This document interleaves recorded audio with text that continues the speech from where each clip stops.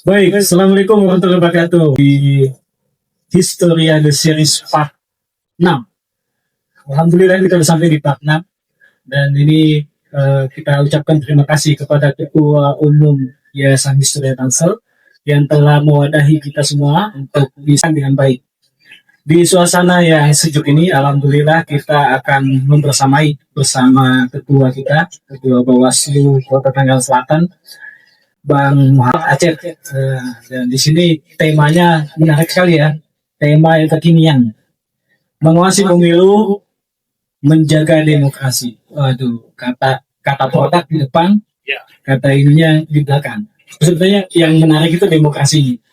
Nah ini akan kita laksanakan dalam satu sesi sampai selesai dan mudah-mudahan ini akan menjadi hasanah terbaru untuk masyarakat Kota Tangerang Selatan mengetahui bagaimana sih perkembangan demokrasi di Kota Tangerang Selatan dari awal sampai saat ini. Dan semoga apa yang menjadi bahan yang kita diskusikan di sini bisa menjadi wacana tersendiri dan menjadi pembaruan untuk kedepannya. Hari ini kita akan dipandu oleh Bang Oka. Bang Oka udah hadir dan narasumber kita Bang Muhammad Aceh, Ketua Bawaslu Kota Tangerang Selatan. Terima kasih Bapak atas kehadirannya. Dan ada Sri Kandi kita, Bu Novi, Pok Novi ya. Iya. Assalamualaikum warahmatullahi wabarakatuh. Ya, orang ini semangat kita ya buat kumpul di sini. Mudah-mudahan kita diberikan sehat walafiat. Bapak Muhammad Aceh, Ketua Bawaslu Kota Tangerang Selatan, yang saya hormati Jaman Yayasan Historia Tangsel, Agam Pamungkas, yang saya hormati Ketua KNPI Kecamatan Serpong, alhamdulillah ikut hadir juga sama rekannya juga, dan teman-teman sekalian yang hadir hari ini. Yang pertama kita panjatkan puji syukur kepada Allah Subhanahu Wa Taala, dan yang kedua tidak lupa kita haturkan kepada junjungan Nabi besar kita Muhammad Rasulullah SAW. Dan hari ini Historia The Series Part 6, alhamdulillah temanya tentang demokrasi ya. Selamat siang dan rekan-rekan sekalian, selamat datang di forum diskusi ini. Kita pada hari ini, jika kita bicara tentang pemilu, seringkali fokus kita hanya tertuju pada siapa yang menang dan siapa yang kalah. Namun, ada satu institusi yang berdiri tegak untuk rendahnya konsentrasi, untuk memastikan bahwa aturan main dipatuhi, yaitu Badan Pengawas Pemilu atau Bawaslu ya. Hari ini kita akan membedah lebih dalam sejauh mana tentang taringnya Bawaslu dalam mencegah kecurangan dan apa tantangan terbesar mereka di informasi digital saat ini ya. Dan pada hari ini tidak panjang lebar, insya Allah Bang Aceh akan menerangkan apa sih tugas dan fungsinya dari Bawaslu itu sendiri untuk mencegah hal-hal yang pada kritik atau apa. Ini lebih ke mungkin yang lebih serius lagi black campaign gitu ya, yang memang sulit untuk kita deteksi. Dan alhamdulillah, mudah-mudahan tidak panjang lebar, saya akan serahkan kepada Bang Aceh untuk menjelaskan lebih panjang lebarnya apa sih tugas dan Bawaslu itu, bagaimana peran pemuda di era digitalisasi ini untuk mengawal pemilu itu sendiri. Dan saya akan serahkan. Bismillahirrahmanirrahim. Assalamualaikum warahmatullahi wabarakatuh. Yang saya hormati Ketua Yayasan Historia Tangsel, Kang Agam Pamungkas, yang saya hormati Ketua Umum Mbak Teteh atau Bu Novi, serta seluruh peserta yang hadir. Dan saya ucapkan terima kasih kepada moderator yang mengatur acara pada siang hari ini. Saya berterima kasih telah diundang di kegiatan Historia Tangsel di part 6 ini untuk memberikan informasi kepada masyarakat sebelum undang-undang pemilu yang baru dikeluarkan. Jadi ini masih mengacu pada undang-undang pemilu yang lama sebelum dikeluarkan yang baru ya. Jadi fungsi Bawaslu itu sebenarnya banyak perubahan dari sebelum Undang-Undang 7 keluar. Itu peran Bawaslu memang agak terbatas. Jadi kalau dulu kita tidak punya yang namanya kebijakan pengambilan keputusan. Nah, di Undang-Undang 7 itu Bawaslu diberikan ruang yang luas dari mulai melakukan pencegahan, kemudian penindakan, kemudian penyelidikan, serta pengambil keputusan jadi hakim. Jadi polisi ya, kemudian penyidik itu kan kerjaan polisi sebenarnya, tapi Bawaslu diberikan peran itu. Kemudian yang ambil keputusan itu perannya hakim, itu juga diberikan kepada Bawaslu. Nah, persoalannya adalah fungsi-fungsi tersebut tetap ada batasan, tidak mutlak semuanya Bawaslu bisa melakukan. Misalnya, ketika ada pelanggaran administrasi. Pelanggaran administrasi, kita memang bisa mengambil keputusan dalam putusan kita, tapi putusan dalam sengketa administrasi, itu masih bisa dikoreksi oleh pimpinan kita di atas, atau juga bisa diajukan ke TUN, gitu ya, ke TUN, putusan penyelesaian administrasi. Kecuali masalah pidana. Kalau pidana, kita cuma hanya pada menghantarkan hasil penyelidikan di Bawaslu ke kepolisian. Nah, dari kepolisian baru ke kejaksaan, ke pengadilan. Kalau peran Bawaslu itu penyidikan awal lah, bahasa ininya gitu ya. Nah, peran-peran Bawaslu ini kan begitu kuat dilihat oleh masyarakat. Tetapi tadi ada batasan-batasan. Misalnya, pelanggaran administrasi hanya bisa kita lakukan ketika ada putusan KPU atau BAKPU yang merugikan peserta. Baru dia bisa mengajukan sengketa ke Bawaslu. Nah, begitupun money politik. Money politik ini juga orang banyak menghujat, mencaci maki, menyalahkan Bawaslu karena dianggap tidak mampu menjalankan fungsi sebagai penindak dari pelanggaran money politik. Padahal Bawaslu itu peran utamanya adalah melakukan pencegahan dan pengawasan. Pencegahan. Penindakannya itu bisa dilakukan pakai template. Ada template, ada lokus, ada tempat, ada waktu, kapan. Jadi kalau ada orang, misalnya dipilih pemilihan legislatif, money politik hanya bisa kita tegakkan terhadap pilkada atau pemilihan legislatif itu ketika hari pemungutan suara. Jadi waktunya bisa ditegakkan ketika hari pemungutan suara. Kemudian bisa dilakukan penegakan hukum juga terhadap tim sukses peserta pemilu yang terdaftar di KPU. Kalau orang tidak terdaftar di KPU, walaupun dia jelas melakukan money politik, mengajak, memberikan iming-iming dan lain sebagainya, ini agak nggak bisa kita lakukan. Kita cuma hanya melakukan pencegahan terhadap orang tersebut. Nah, ini pernah menjadi koreksi di 2015, di pilkada 2015, itu ketika ada orang yang memberikan uang atau money politik di pilkada 2015, Bawaslu atau Panwas ketika itu, belum jadi Bawaslu 2015 ya, itu dia melaporkan ke kepolisian dengan pasal suap. Jadi di 2015 itu kalau ada money politik, Panwas cuma hanya menghantarkan registrasi dan juga si pelapor ke polisi melaporkan dengan pasal suap. Nah, karena tadi ribetnya soal money politik yang harus lapor ke polisian, maka di 2018 atau 2017 itu berubah. Bawaslu bisa menangani money politik, tapi lagi-lagi cuma hanya pada tahap penyelidikan. tapi penyidikannya oleh kepolisian, diserahkan ke kepolisian.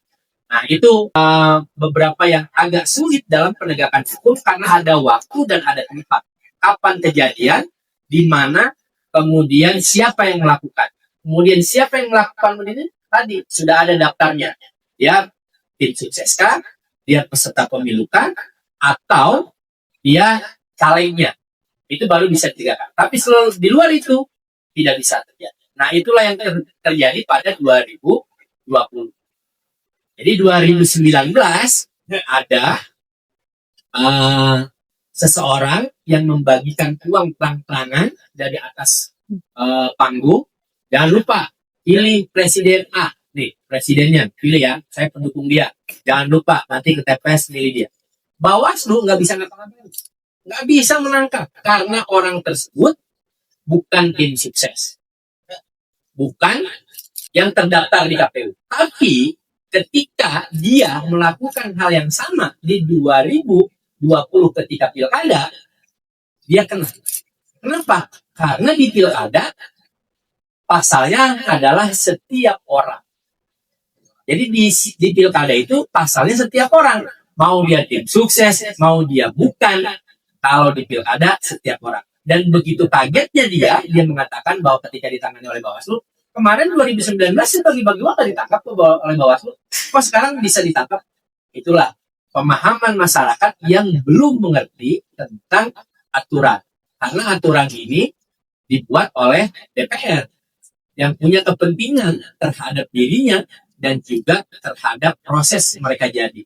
Sehingga di pileg tidak setiap orang, hanya tim sukses dan lain sebagainya. Dan itu pun yang terdaftar.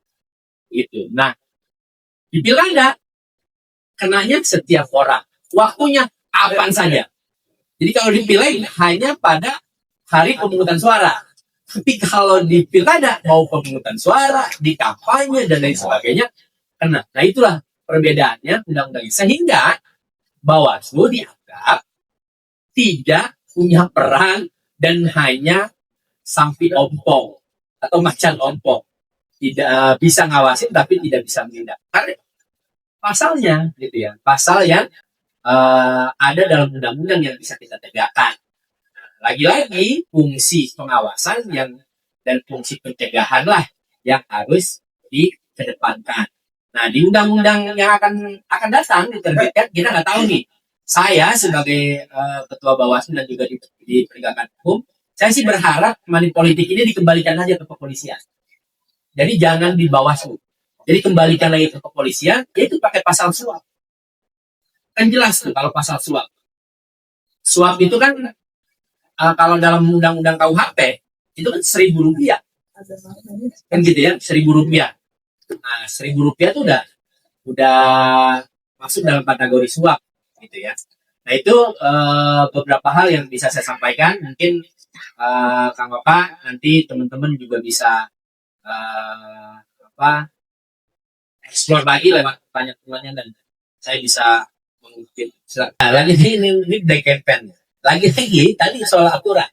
Kalau peran Bawaslu sudah maksimal, Bawaslu sudah bekerja sama dengan Kominfo, kalau sekarang disebutnya Komdigi ya. Nah, Komdigi itu sudah bekerja sama. Jadi kalau ada akun-akun yang melakukan black campaign, itu dilaporkan ke Komdigi. Nah, itu nanti di take down atau akunnya di blok atau diapain lah gitu ya di Komdigi juga.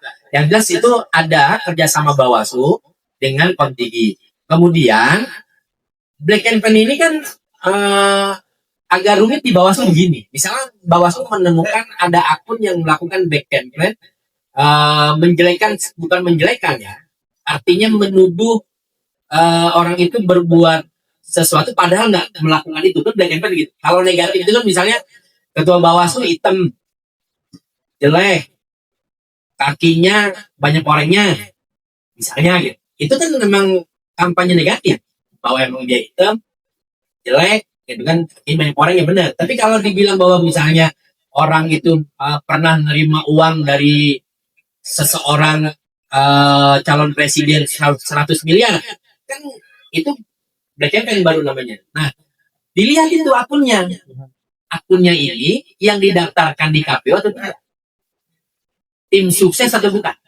Kalau enggak, ya tadi kita cuma hanya bisa menyerahkan ke Komdigi. Tapi kita tidak bisa melakukan penindakan. Nah, sementara akun-akun sekarang disebutnya influencer ya. Influencer ya. Ini kan banyak banget. Ya kan banyak. Agak sulit gitu Bawaslu. Tapi Bawaslu tidak menyerah begitu saja. Tidak melakukan kerjasama dengan Komdigi. Dan kebetulan di Bawaslu Tangsel juga pernah bekerja sama dan membentuk tim cyber untuk mengawasi akun atau penyebar black campaign lewat digital, gitu ya. Sebenarnya kalau digital itu kan yang ngelihat juga orang-orang pinter ya. Nah, kan pernah terjadi black campaign di Tangsel ini ketika pilkada kemarin, ya kan? Pilkada kemarin yang menyuarakan soal agama, jangan dipilih dia Kristen, jangan dipilih dia agamanya berbeda dan lain sebagainya gitu kan banyak yang pakai spanduk. Kalau itu kan bisa kita tindak dengan meminta kepada Satpol PP untuk menurunkan. Tapi kalau yang digital itu, nah kita nggak bisa. Kita harus melaporkan ke Komdigi. Itu. Semakin seru ya.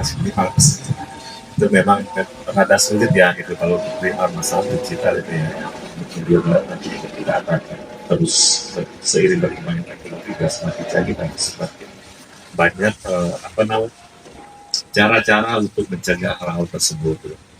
Dan yang lebih menarik lagi gini Pak, waktu kemarin tuh perihal masalah ileg Pak ya. Ileg tuh kadang-kadang waktu saya terjadi di lapangan tuh ada beberapa satu titik memang kadang-kadang tempat itu memang seakan dikuasai gitu Pak. Ini nggak boleh gini, nggak boleh gitu, harus ini gitu. Ya kasar intimidasi gitu Pak. Nah dalam hal ini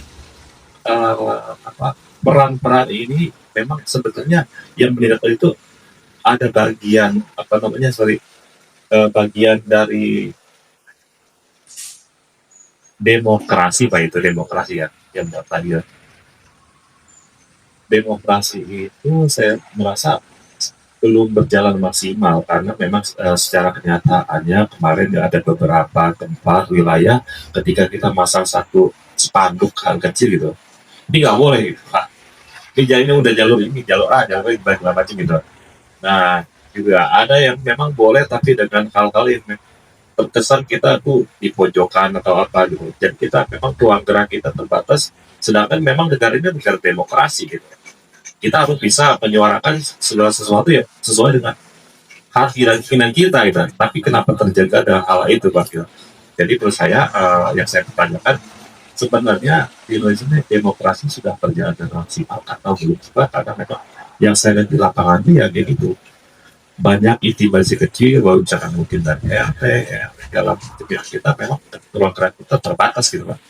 Kita harus satu alur gitu, harus satu tujuan, tapi nggak bisa gitu juga. Saya punya pilihan bahwa yang berbeda, tapi mereka itu berbeda, tapi jangan membelunggu hak saya dong untuk seperti ini gitu. Kira-kira bagaimana Pak menurut Bapak? Ini menarik ya. Ini yang perlu diketahui juga oleh masyarakat. Ini terjadi memang kemarin di Pileg. Jadi ini ada satu kasus, ini saya sebut wilayah nggak apa-apa ya, satu wilayah di Serpong Utara. Ada satu caleg mau masuk ke satu wilayah itu nggak boleh, karena ini katanya sudah wilayah dia, gitu ya. Nah, setelah kami melakukan penelusuran, ternyata ini memang sudah disepakati di partainya, gitu loh, di partainya. Jadi misalnya Tenopi ini nyalon di Pamulang, Kang Oka nyalon juga di Pamulang. Pamulang Barat, Pamulang Timur, wilayah Tenopi. Nih, di Tenopi nih. Kang Oka mau masuk ke situ. Karena disepakatan partai politik, Oka nggak boleh masuk Pamulang Barat, Pamulang Timur, ini wilayah Nopi. Boleh di Pondok Benda Baru. Itu wilayahnya. Ketika mau masuk sana, nggak boleh nih. Sama timnya Tenopi. Kenapa? Karena kesepakatan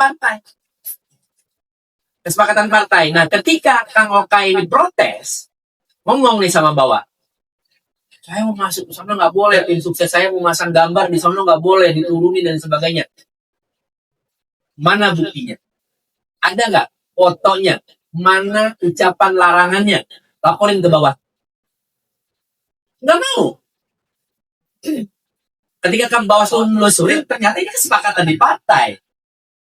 Nah, artinya apa? Saya menyampaikan bahwa partainya sendiri ini belum membangun demokrasi. Karena kan yang dia inginkan oleh partai adalah perolehan kursi. Yang dia pengen jadi si A, Nopi yang pengen dijadiin, kata Nopi. Kang Oka juga pengen dijadiin, tapi lu usaha ya, no usahanya di sono, peroleh nyari suaranya. Ini nyari suaranya di sini supaya ini jadi gitu maksud si partai. Pengennya si partai karena tujuan partai kan perolehan kursi, bukan soal demokrasi. Gitu. Siapapun yang jadi, yang penting kursi partai banyak. Nah itu yang terjadi gitu. Kalau soal demokrasi, semuanya dimanapun boleh, gitu ya. Semua dimanapun boleh. Nah, kadang-kadang nih, lagi-lagi karena bicara wilayah, nah kalau di Bawaslu begini, itu soal partai politik. Ini kalau di Bawaslu, kalau ada orang, karena di Tangsel ini banyak mahasiswa UIN, Inpam, yang dari daerah, orang Sulawesi, NTT, dan lain sebagainya, mereka mau melapor ke Bawaslu Tangsel. Tapi KTP-nya orang Sulawesi atau orang Papua atau orang manapun, bukan orang, jangan jauh-jauh deh, orang Kabupaten Tangerang misalnya mau melaporkan pelanggaran pemilu di Tangerang Selatan, itu nggak bisa. Kenapa? Karena tidak memenuhi syarat formil, dia bukan masyarakat Tangerang Selatan. Nah inilah yang masih tadi soal demokrasi. Selain itu dong, kan mereka juga orang Papua, orang Indonesia. Orang Sulawesi juga orang Indonesia. Orang Kabupaten Tangerang juga orang Indonesia. Harusnya dia ketika melihat pelanggaran, bisa dong mengadu. Kan gitu ya. Bisa masuk. Tapi kenapa masih dibatasi? Dia bukan orang Tangerang Selatan. Jadi nggak bisa. Nah, ini yang mesti juga dirubah dalam undang-undang pemilu misalnya. Seluruh WNI boleh melaporkan kejadian kecurangan dan lain sebagainya di seluruh wilayah Indonesia. Kan gitu mestinya gitu, nggak dibatasi karena KTP-nya. Atau mungkin karena dia nggak milih kali ya, atau gimana saya juga nggak ngerti juga gitu ya. Pembuat undang-undang sampai berpikir kalau orang di luar daerah tidak bisa melaporkan kejadian tersebut. Tetapi Bawaslu tidak nyerah begitu saja. Ketika ada laporan itu datang dari orang-orang tadi dalam kategori bukan pemilih Kota Tangerang Selatan, Bawaslu bisa menjadikan itu sebagai temuan. Bisa menjadikan sebagai temuan dan pelapor tersebut nanti menjadi saksi. Itu bisa sih sebenarnya gitu ya. Nah itu kembali lagi pada partai politik. Itu nggak mau kan persoalannya. Berarti kasihan juga Pak ya buat orang-orang yang mungkin ada niat itu nyalek atau apa, misalkan yang niat pemuda atau di Jumat itu ketika memang sistemnya seperti ini akan kembali ke ranah politik pada bicara demokrasi. Bagaimana caranya dia duduk tapi terjadi di situ kan ya. Waduh, luar biasa. Bukan hanya di politik ya, semua juga kalah, semua organisasi itu Pak. Terus pemuda segala macam ya, hal ini seperti kita bisa jadi ya. Nggak perlu panjang lebar, duduk tiba-tiba udah jadi gitu kan. Besok dilantik. Jadi gimana demokrasinya? Kasihan mereka yang ingin punya apa yang mungkin jiwa-jiwa penerus gitu. Yeah. Boleh, terima kasih. Ya, ini menarik sekali. Izin sedikit. Sebenarnya kan kita bicara sejarahnya Indonesia itu kan bukan negara demokrasi. Dan kalau kita mau menempatkan demokrasi sebagai ada salah satu cara untuk menentukan satu produk politik, harusnya kita belajar sama negara-negara yang sudah berhasil dalam hal demokrasi. Contoh kalau kebetulan saya pernah di Texas, dan saya rasakan seperti apa negara-negara begini. Di sana semua masyarakat berhak untuk mengawasi dan berhak untuk menyampaikan ada link nih. Dia menyampaikan link dan itu up to date langsung. Nah, karena kalau kita dengar seperti yang disampaikan oleh ketua kita tadi, berarti ada sedikit pembiaran. Nah, apakah ini menjadi tekanan-tekanan secara sosial kemasyarakatan terhadap Bawaslu, atau ini akan menjadi tantangan? Itu kan menjadi pertanyaan lagi. Nah, mungkin yang menjadi bijaknya, saya bertanya seperti ini: apakah Bawaslu khusus di Kota Tangerang Selatan, apakah sudah merasa nyaman dengan yang saat ini dilaksanakan di Kota Tangerang Selatan, atau mungkin ada upaya-upaya dari Bawaslu Kota Tangerang Selatan memberikan opsi usulan kepada Bawaslu Pusat, karena ini kan ada menginduk semua, Pak ya, Bang Ko ya, Pak Ketua, ini menginduk semua karena kita bicara demokrasi ya, ada polanya, ada patternnya, ada metodologinya. Tapi di satu sisi kita juga harus melihat kita bukan dasarnya adalah negara demokrasi, jadi kita harus belajar. Kalau dibilang belajar, masa sih sampai berpuluh-puluh tahun, iya kan? Sedangkan orang Indonesia ini bukan dibilang orang bodoh, orang pintar, melek teknologi. Mana teknologi yang tidak ada di Indonesia sudah masuk semua, iya kan? Mana pemahaman yang tidak ada di Indonesia, semua ada pemahaman di situ di Indonesia. Jadi mungkin itu sih yang saya perlu tanyakan. Terima kasih. Di Indonesia ini kan sudah mengalami, kalau saya menilai itu ada 3 fase demokrasi. Pertama, demokrasi terpimpin. Itu di zamannya Soekarno. Karena kan ada pemilu juga di zaman Pak Karno di tahun 55. Gitu ya. Kemudian ada demokrasi Orde Baru yang kalau saya mengatakannya demokrasi netral terarah. Itu kan karena ada pengkerdilan partai politik hanya menjadi 3 partai. Kan gitu ya. Nah, kemudian ada demokrasi reformasi pasca 98.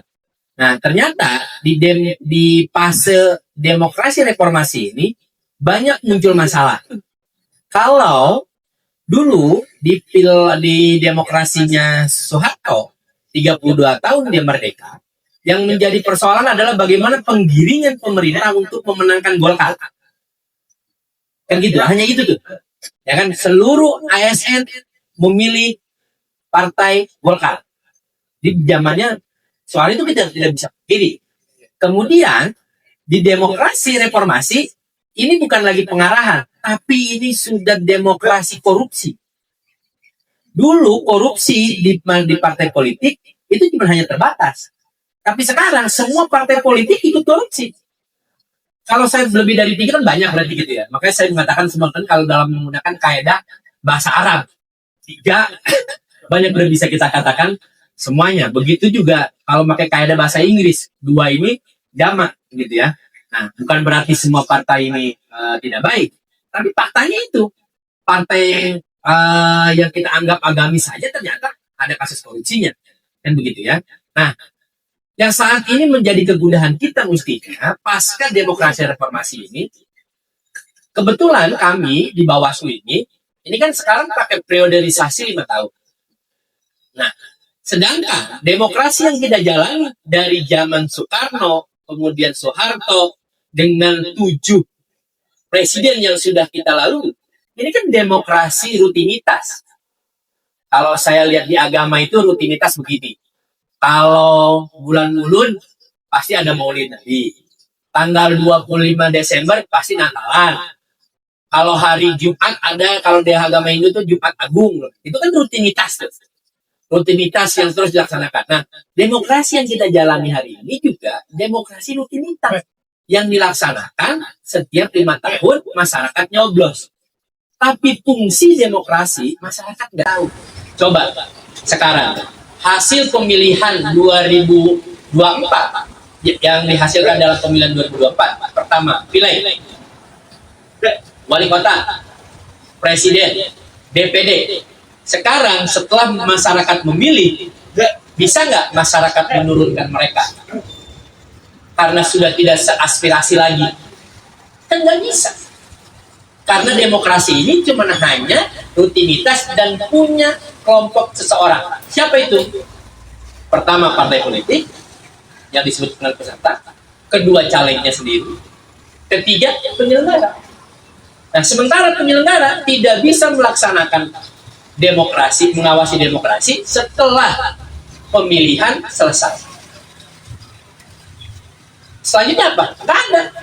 Makanya sekarang sedang rame, misalnya sudah tidak lagi diperlukan penyelenggara pemilu selesai pemilu.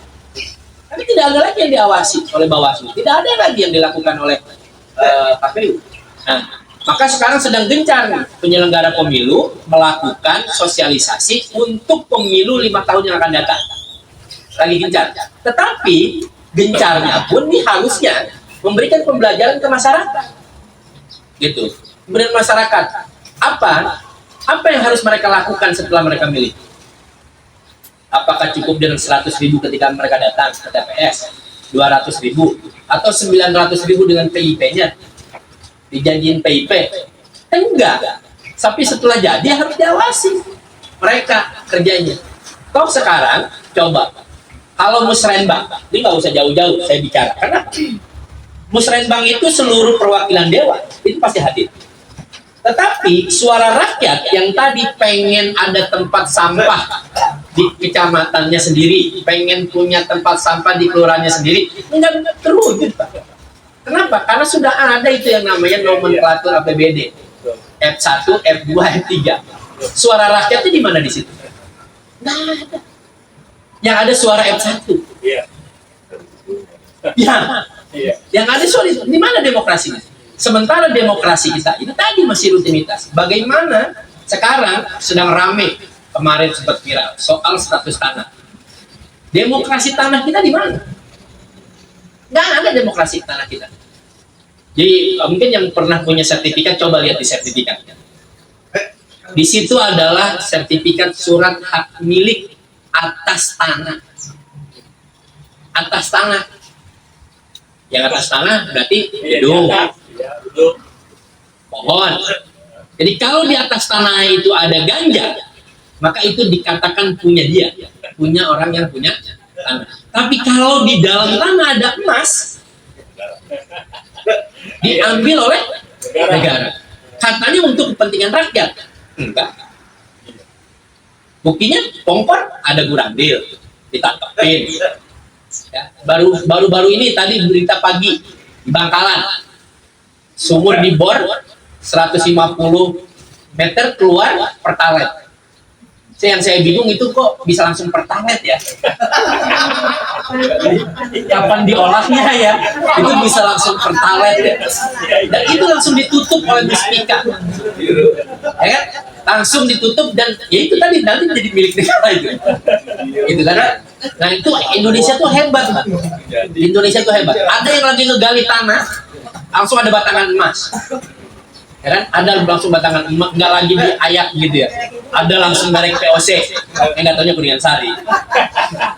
Nggak taunya Kuningan Sari.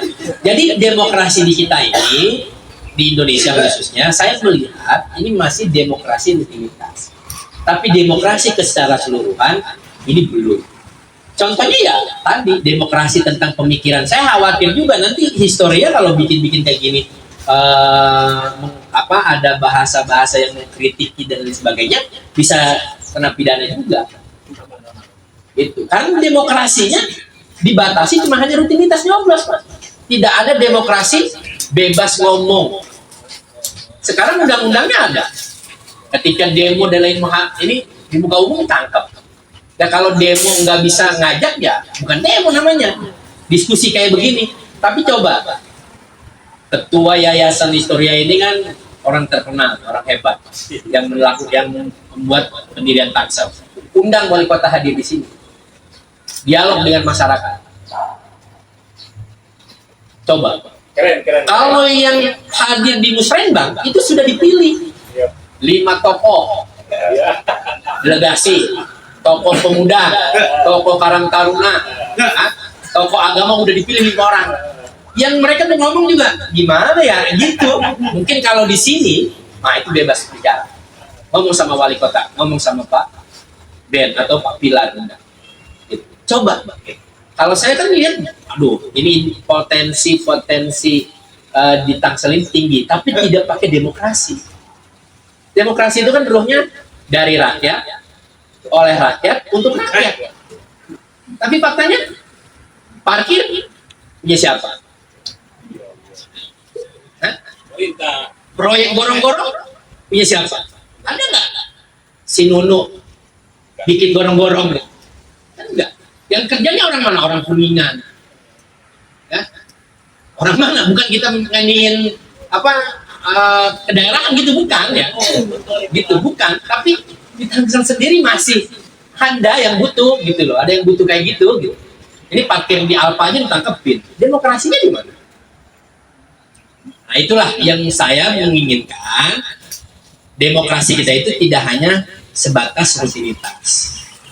Tidak sebatas rutinitas, tapi terus sampai pemilu yang akan datang kita menjalankan pengawasan demokrasi. Harapan saya sebenarnya begitulah. Gitu ketua. Jadi ketua juga harus bisa menggerakkan demokrasi di Tangerang Selatan ini. Terima kasih. Semakin siang semakin panas Sri Kandi ya. Nah, sekarang kita berikan Sri Kandi nih perihal pasal demokrasi ini ya. Bagaimana tanggapannya ya, seperti yang Pak Bawaslu tadi terangkan ya, memang sebenarnya kompleks ya gitu ya, hukum di negara kita gitu. Hukumnya dibuat terkadang memang hukum itu juga dilanggar ya. Dan memang ya, jadi imbasnya juga bukan ke mereka para petinggi, tapi yang di bawah kita ini yang terkena benar-benar dikencang dengan aturan-aturan, dengan pasal-pasal gitu, dengan segala macam hal. Ketika ada satu isu yang memang lagi viral, langsung dibuatkan UU-nya gitu kan. Tapi ketika ada suatu hal yang memang di bawah yang menghasilkan untuk mereka bisa untuk menggabungkan mereka, ya itulah yang akan dipertahankan. Dan saya akan ke Ibu Sri Kandi perihal demokrasi yang sekarang. Rasanya sudah dijawab semua oleh ketua ya. Tapi saya ingin bertanya. Dari keseluruhan tadi ada pelanggaran ya ketua.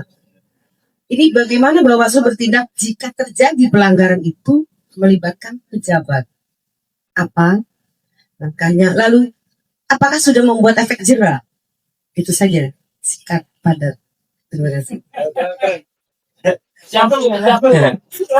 Ini menarik ya, pertanyaannya menarik. Jadi ya kalau mau melihat sejarah Bawaslu itu, ya pejabat-pejabat di Tangsel itu banyak dikena, ya kan? Tapi lagi-lagi bang, lagi-lagi undang-undangnya. Karena gini, ada satu pejabat, yaitu kalau bicaranya eselon 1, yang eselon 1.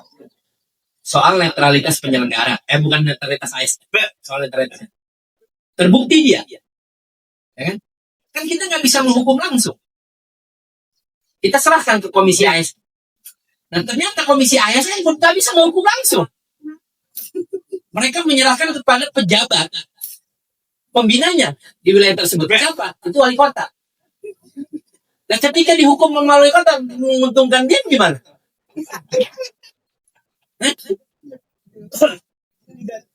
Itu nggak bisa ngapa-ngapain.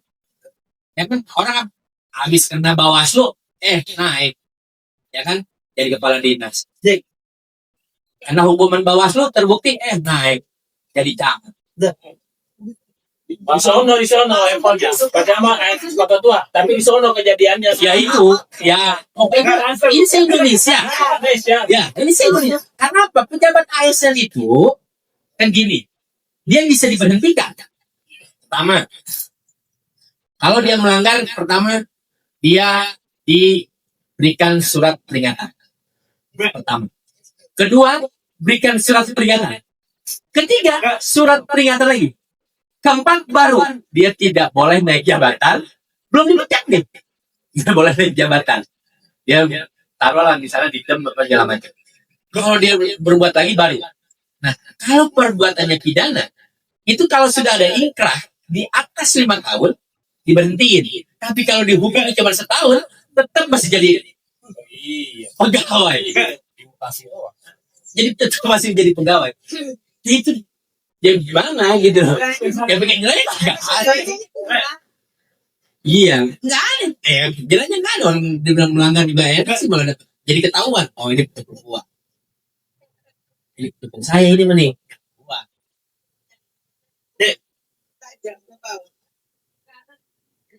Nah itu beda lagi, beda konteks lagi kalau tajam ke bawah. Ah itu beda lagi. Kalau bicara itu begini, ini saya sedikit keluar dari jalur demokrasi.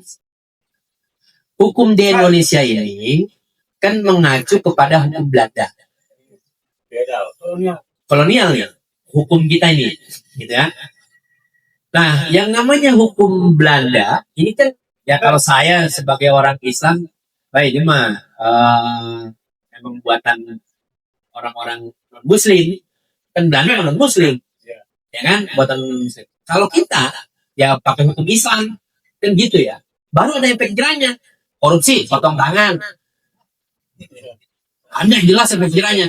Nah kalau korupsi dihukum 15 tahun penjara, asetnya tetap ada. 15 tahun di penjara juga enak, pulang masih punya aset. Iya. Karena kan coba kalau tangan dipotong, satu kebahagiaannya hilang. Karena kan bahagia itu bukan karena banyak uang, bukan karena uang banyak dan lain sebagainya. Tapi ketika kita bahagia itu dengan pikiran yang senang, menikmati hidup apa adanya, dengan tubuh yang lengkap, itu kan udah senang kita. Datang ke sini saya cuma dikasih ini juga gak saya makan. Megang doang gitu, ngeliat seneng. Karena saya punya gula, jadi gak boleh. Susah. Kan gitu ya. Nah, jadi agak susah dalam penegakan hukum kita, karena kita masih mengacu kepada hukum kolonial. Dan saya mau juga, saya nggak tahu ini kapan Indonesia mengarah lebih baik, gitu ya. Saat ini kan nggak ada bedanya zaman kerajaan dengan presidensial republik ini kan nggak ada bedanya, kan? Nggak ada bedanya lah. Saya dulu demo di BSD Pak. Nih Kang Agam ini kan saya tuh pernah agak sedikit beda pemahaman dengan Kang Agam itu soal PTP, ya kan? Jadi berubahnya PTP menjadi BSD itu tidak merubah apapun, nggak merubah apapun. PTP ke BSD nggak ada berubah, nggak ada, gitu. Statusnya enggak. Waktu zaman PTP ada demand, ada mandor, ya kan?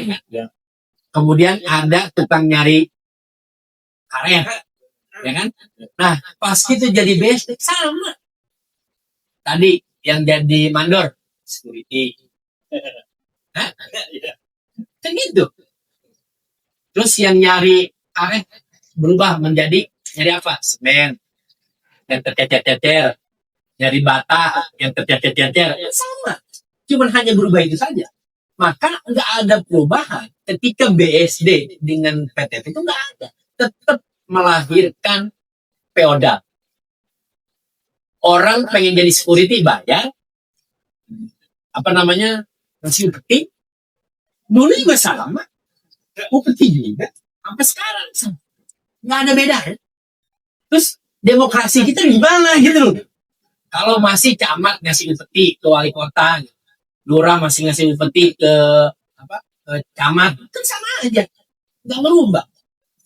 Demokrasinya di mana? Sekarang masyarakat bikin KTP masih bayar kok 50.000, 30.000 dengan alasan operator KTP ini 3 hari Pak. Ya kan? Bikin surat keterangan tanah masih bayar. Di mana masyarakat sadar tentang lurah dan pegawai kelurahan dan kecamatan mereka pelayan? Belum sadar. Masyarakat itu belum sadar. Belum sadar. Datang ke kecamatan masih ngasih. Datang ke kelurahan masih ngeluarin duit. Padahal harusnya mereka menjadi pelayan. Bapak mau apa? Bikin surat ini persyaratan. Jadi nggak ada yang namanya istilah dipintain duit dan sebagainya. Tapi fakta, Mas. Nah, ini yang mesti di masyarakat harus diberikan pemahaman. Historia Tangsel harus menjadi top untuk memberikan pemahaman ini ke masyarakat dan juga ke pejabat. Mereka digaji, diberikan salary untuk melayani. Karena jiwa melayani itu belum muncul di mereka. Coba pegawai-pegawai BCA, Bank BNI, pegawai bank, semuanya mereka punya jiwa melayani. Coba kalau datang ke Bank BCA atau ke Bank BNI, security udah nanya, ada perlu apa Pak? Bisa saya bantu? Oh saya mau bikin ini. Oh kalau mau bikin ATM nggak perlu ke teller, di sini juga bisa. Coba kalau di kelurahan, bikin apa Pak? Ini mau bikin surat keterangan waris. Oh itu mau Bu Neng, sono gitu. Oh mau Bu Sandra, sono. Pas kita di sono, lumayan ini. Masih begitu jiwanya. Tapi jiwa melayani itu nggak ada. Saya sempat resah dengan ASN di Tangerang Selatan. Contoh nih, ketua, ya, ada sengketa tanah, itu Satpol PP pasti berpihak kepada yang menang di pengadilan, ya, pasti yang menang di pengadilan. Tapi lurah itu tidak pernah nanya kepada orang yang kalah, bagaimana perasaan Anda, bagaimana keinginan Anda setelah dikalahin maunya apa. Pasti saya yakin mereka juga ya kalau mau gue digusur ya jangan galak-galak atau apa dan sebagainya. Karena ini tidak ada nilai-nilai demokrasi tadi di jiwa-jiwa pejabat-pejabat kita. Dari rakyat, mereka jadi pejabat kan dari kita. Coba kalau Bung Agam tidak membuat logo pemerintah Kota Tangerang Selatan, saya tidak demo, nggak berdiri ini yang namanya Tangerang Selatan, dan mereka tidak pernah ada di Tangerang Selatan. Kan dari rakyat. Untuk rakyat, layani. Kan enggak. Nah, itu kalau kita tarik ke demokrasi itu. Tapi coba, orang yang sebagai pelopor berdiri di Kota Tangerang Selatan, sekarang apa yang mereka dapatkan? Nah, jadi itulah yang saya resahkan di Kota Tangerang Selatan, soal demokrasi yang belum berjalan dengan baik. Karena masyarakat kita masih berpikir bahwa siapa yang senang, dia punya uang. Siapa yang bisa jadi pejabat, dia yang punya uang.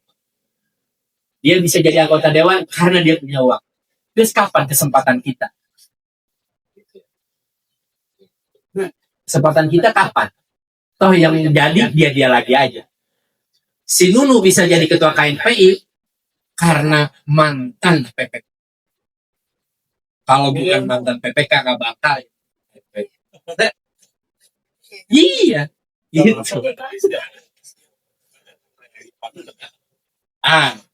Gitu. Itulah yang mesti diperbaiki oleh kita semua. Pada siang hari ini acara kita The Series 46 Series 6 ya. Iya. Kita akan closing dan di sini saya akan memberikan kesimpulan. Di sini ada namanya saya dari kutipan ya. Semoga demokrasi yang sehat tidak hanya lahir dari bilik suara, tapi dari proses yang jujur sejak masa kampanye hingga rekapitulasi. Bawaslu adalah wasit, namun masyarakat adalah mata-mata yang memastikan wasit tersebut kerja dengan benar. Integritas pemilu adalah tanggung jawab kolektif. Bilang deh, wassalamualaikum warahmatullahi wabarakatuh.